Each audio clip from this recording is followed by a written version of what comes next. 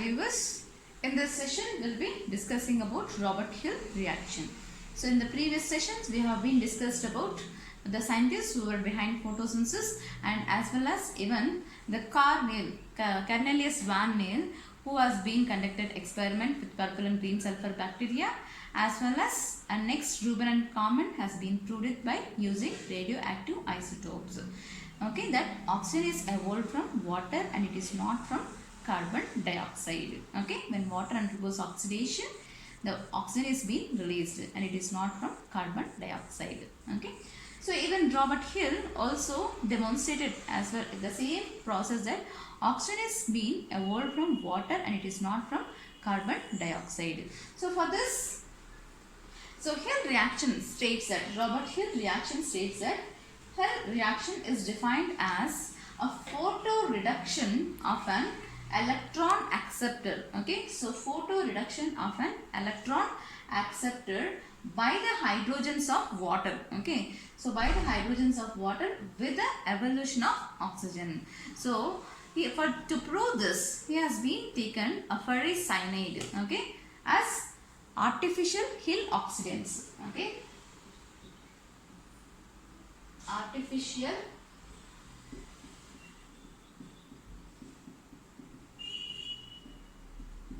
Hill oxidants, that is ferricyanide.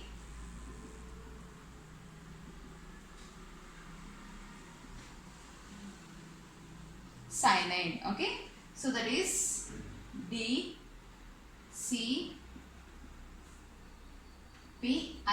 Okay, so artificial ferricyanides has been taken.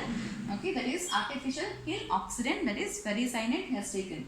So this is this ferricyanide is dichlorophenol endolphenol. Okay, so dichlorophenol endolphenol. It is a ferricyanide which was being used by Robert Hill. Okay, so this is artificial Hill oxidant which has been used. So he has been taken a plant, that is angiospermic plant, in order to prove this, and he isolated a chloroplast. Okay, so he isolated chloroplasts and placed them in water. Okay, so he has been isolated chloroplasts from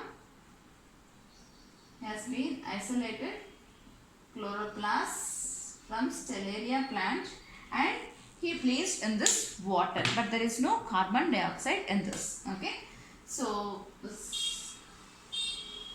it is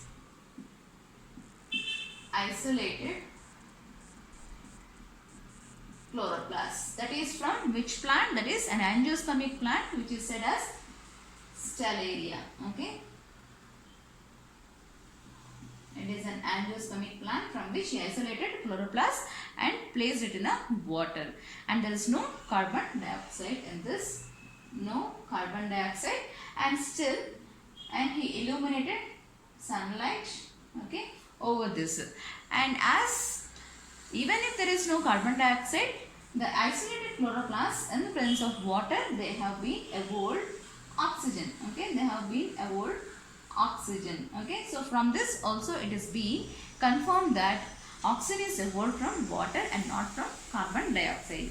So as I said that he has been used an artificial Hill oxidant, that is a ferricyanide, that is DCPIP. Not only this one, he also used some benzochromates. So he also used some artificial Hill oxidants with another one, that is benzochromates also has been used. So now this DCPIP, okay, that is ferricyanide, it can be exist in two colors, that is in the oxidizing condition as well as in when it is in reduced form. So when this is in oxidized form, okay, so when it is in oxidized form, okay, oxidizable condition, it shows blue color. Okay, under reduced form it will be colorless. Okay, so when this ferricyanide, okay, when this ferricyanide DCPIP is being added to this medium, okay, when this ferricyanide is being added to this medium, it turns complete a blue color. Okay, so this solution complete turns blue color. And next the water starts undergoing splitting. As we know that in the presence of light the water undergoes splitting, that is we have been studied in previous classes, that is photolysis of water. Okay, so when this water undergoes splitting, it releases hydrogen atoms as well as electrons as well as oxygen. Okay, so this will be, oxygen will be released as well as along with it hydrogen atoms as well as even the electrons will be released when water undergoes splitting. So these hydrogen atoms as well as electrons will be accepted by this artificial Hill oxidant, that is ferricyanide. So as in natural conditions, these hydrogen atoms as well as the electrons will be accepted by natural Hill oxidant. We say that as NADP. Okay, so NADP, which is accepting this hydrogen atoms as well as electrons and gets reduced to NADPH2. Okay, so this NADP is considered as a natural Hill oxidant, whereas artificial Hill oxidant, that is ferricyanide, which gets reduced after receiving of this hydrogen as well as electrons from the water. And now, which was in blue color, now in the reduced form this turns colorless. Okay, so this will be turning colorless. In reduced form it turns colorless. So here initially it will be, soon after adding this into the medium, that ferricyanide into the medium, it turns blue color. But later on, this after getting reduced, this ferricyanide once it gets reduced, it turns colorless. So this will not be in a blue color. So in a reduced form, okay, in reduced form, this ferricyanide will be colorless. Okay, it will be colorless. Okay, so the here reaction states that the photo reduction. Okay, so in the presence of light, there is reduction of an electron acceptor. So what is an electron acceptor? This is ferricyanide by the hydrogens of water. So that is from the water molecule. So hydrogen atoms from the water molecule with the evolution of oxygen. Okay, so for this he has used the ferricyanide as artificial Hill oxidant, that is DCPIP. Okay, dichlorophenol indole phenol. And in an oxidizable condition, this will be oxidized form, this will be blue in color, whereas in the reduced form it turns colorless. Okay, so even in the absence of carbon dioxide, the oxygen is being evolved from the water and it is not from the carbon dioxide. From this also it is being concluded. So this is about Robert-Hill reaction. And next we will be studying about Emerson's enhancement effect. Okay.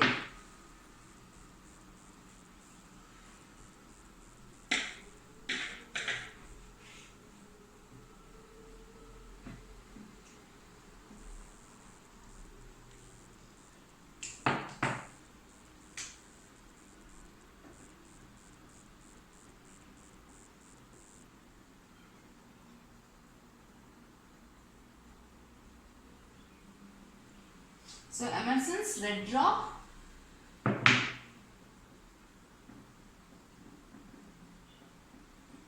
and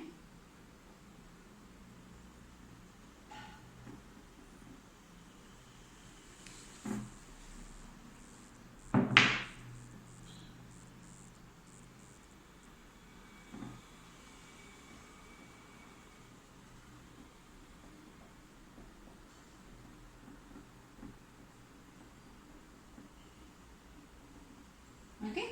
So now we will be studying about Emerson's red drop as well as enhancement of photosynthesis process will be studying. So Emerson was a scientist who has been illuminated again light into the green plants, into the chloroplast. When he has been illuminated, we can see the visible light spectrum which is split in the form of Vibgyor colors. Okay, visible light spectrum which will be split in the form of Vibgyor colors. So when he has been, in the first step he has been used the illuminated light, okay, for this only one monochromatic light has been used. So 400, 500, 600, 700. So this is the wavelength of light which is being absorbed by chlorophyll pigments in order to synthesize food materials, okay, and this is rate of photosynthesis, okay. So he plotted a graph on this, okay, based upon the amount of oxygen which is being evolved during the process of photosynthesis. So he has been plotted. So initially, when the absorption of light by the chlorophyll pigments, it started synthesizing the food materials. So it has been increased the rate of photosynthesis, and there was sudden drop when it has been reached beyond 680 nanometers, okay. So the photosynthetically active radiation, that is PAR, photosynthetically active radiation, okay, which is for photosynthesis purpose by the green plants, it will be 400 to 700 nanometers, okay, of visible light spectrum. So the photosynthetically active radiation which will be 400 to 700 nanometers for the green plants. So now initially there was the rate of photosynthesis which will be increased by the absorption of light by the chlorophyll pigments, and when the light which has been reached up beyond 680 nanometers and it is reaching up to 700 nanometers, the rate of photosynthesis will be dropped, okay. So the rate of photosynthesis will be dropped if it is beyond 680 nanometers. So the rate of photosynthesis has been dropped. So this was being said as Emerson's red drop. And secondly, same he has been tried. Secondly, with the same green plants, again he has been illuminated light, and now he has been observed two photosystems which are being performing the absorption of light at two photosystems, and it is simultaneously he has been illuminated light, and simultaneously two photosystems will be working. When two photosystems are working, okay, the rate of quantum yield. So what is quantum yield? That is nothing but after absorption of light, the amount of photosynthesis which is being performed is considered as quantum yield. So that is said as quantum yield. So the absorption of light by the pigments which lead to the synthesis of food materials by the green plants. So that can be said as quantum yield. So in the second experiment he has been tried by taking two photosystems, by allowing the plant for the absorption of light at two photosystems. When the plants absorb light simultaneously at two photosystems, there is increase in the rate of photosynthesis. That is considered as Emerson's enhancement effect. So initially there was red drop if it is beyond 680 nanometers. If there is two photosystems, if there is involvement of two photosystems, okay. So if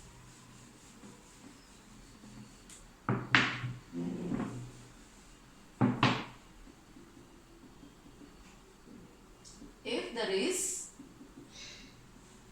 involvement of two photosystems, if there is involvement of two photosystems, that is photosystem 1 and photosystem 2 simultaneously, okay, simultaneously, then there is more absorption of light by the pigments at two photosystems and they work simultaneously, which increases the rate of enhancement of photosynthesis, which increases the rate of photosynthesis. So that is said as Emerson's enhancement effect, which says if two photosystems are involved, in light trapping, this will be increasing the rate of photosynthesis. So which increases finally the quantum yield. So that is Emerson's enhancement effect. Whereas red dwarf is the one which is reduced the rate of photosynthesis when it is reaching beyond 680 nanometers wavelength. But if two photosystems are involved simultaneously, then there is increasing in the rate of photosynthesis. That can be said as enhancement effect. Emerson's enhancement effect in photosynthesis. Thank you.